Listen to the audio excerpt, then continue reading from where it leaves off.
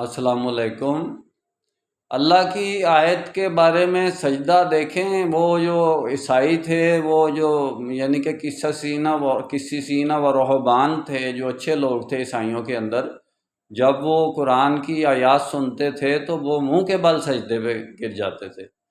قرآن کی آیات پر سجدہ کرنا یہ اللہ کی عبادت ہے۔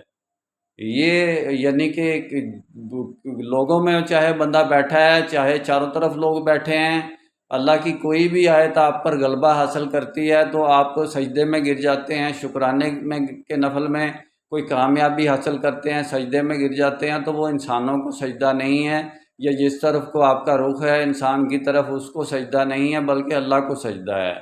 اللہ کی کسی آیت پر آپ سورج، چاند، ستارے، کھانے والی چیز پر آپ کو زیادہ یعنی کہ لذت محسوس ہوتی ہے اور دل سے حمد نکلتی ہے، آپ سجدے میں گر جاتے ہیں، اللہ کی کسی شکرانے نعمت میں آپ کے دل کے اندر سے آتا ہے کہ آپ سجدے میں گر جائیں، تو وہ بھائی اللہ کو سجدہ ہے، کسی انسان کو نہیں، اس نعمت کو نہیں۔